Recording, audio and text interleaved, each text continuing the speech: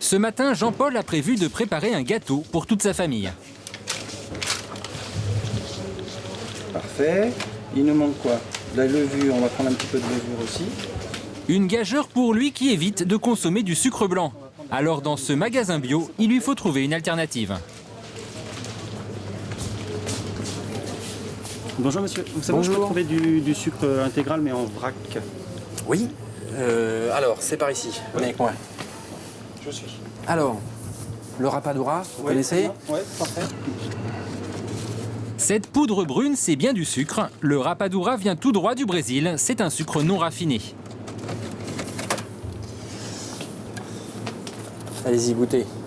C'est presque une friandise. Hein. Oui, exactement. Moi j'adore. J'adore, on dirait, c'est un petit coup de caramel en même temps et c'est pas caramélisé, c'est ça qui est génial. Je trouve qu'il est très bon. L'intérêt de ce sucre, évidemment, c'est qu'il est complet, c'est-à-dire qu'il a toutes ses vitamines et ses minéraux. Hein, contrairement au sucre blanc, où effectivement c'est un sucre mort. Le gros intérêt aussi pour les enfants, c'est que en mangeant du sucre complet, on évite les caries aussi. Et ici, des alternatives au sucre blanc, il en existe beaucoup. On les trouve en poudre comme le sucre de canne ou de palme, mais aussi sous forme liquide comme le sirop d'érable qui contient 2 fois moins de calories que le sucre blanc. On trouve aussi des sirops de céréales ou de gingembre. Et le nouveau sucre à la mode, c'est lui, le sirop d'agave. L'agave est un cactus qui pousse au Mexique et on en tire un jus. Le sirop d'agave, Jean-Paul ne connaissait pas, alors petite dégustation. C'est vrai que ça ressemble un petit peu à du miel, mais en même temps c'est, je sais pas, je dirais c'est moelleux, mais c'est pas, je veux dire, c'est vraiment, ça fond dans la bouche, c'est assez impressionnant. Pour sa recette de gâteau, Jean-Paul a choisi Je vais prendre du sucre intégral comme celui-ci. un sucre de canne non raffiné. Un sucre qui coûte 2 fois plus cher que du sucre blanc, mais l'avantage, c'est qu'on en utilise beaucoup moins. Tiens, ma chérie, tu mets dedans.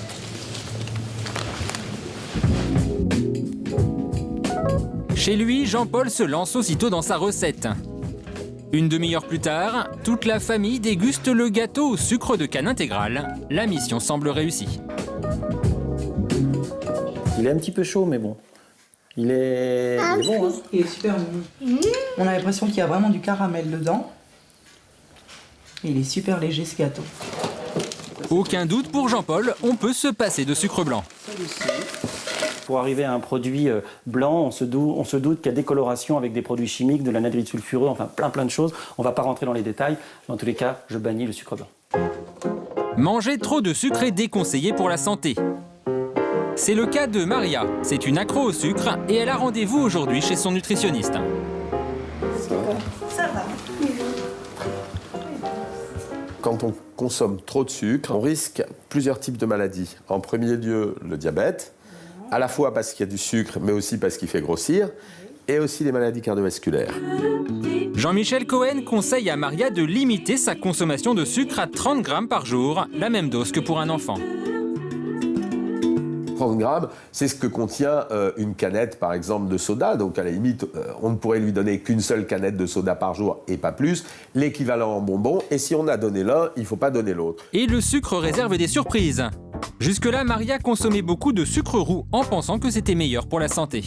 Tout le monde est persuadé que le sucre roux ou la cassonade, ça a des vertus particulières ou que c'est mieux. En fait, c'est rien de spécial. C'est un sucre qui a été légèrement brûlé, ce qui lui donne sa couleur, à moins que de temps en temps même, ça soit le même sucre, mais il a été coloré. Mais le rouge, je pensais qu'on pouvait le prendre, qu'on pouvait le manger.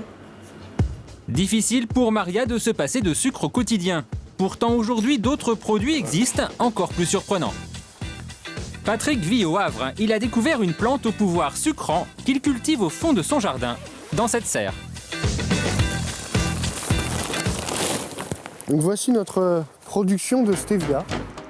La stevia est cultivée depuis des siècles en Amérique latine. Une plante a priori anodine, pourtant elle peut sucrer jusqu'à 300 fois plus que le sucre traditionnel, et ça sans la moindre calorie.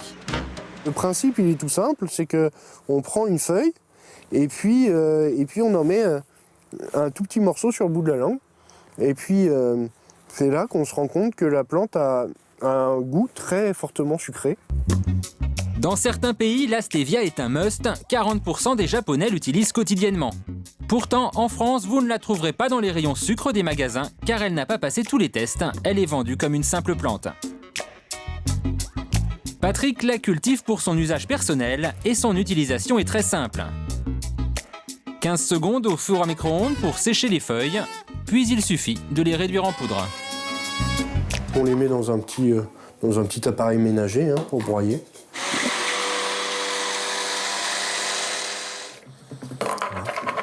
Voilà. Donc là, je rajoute la poudre de stevia de façon à adoucir le mélange et puis pas prendre de sucre supplémentaire.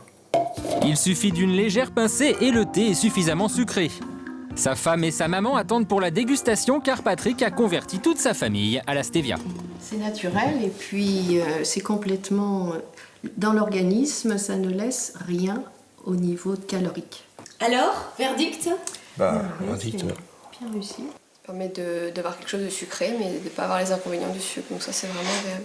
On a le goût du thé, bien entendu, puis on a un petit goût rajouté, sucré, et puis avec un petit arrière-goût de réglisse également. Demain, comme Patrick, nous consommerons peut-être tous de la stevia. Déjà, de grandes marques de soda s'intéresseraient de près à cette plante pleine de promesses.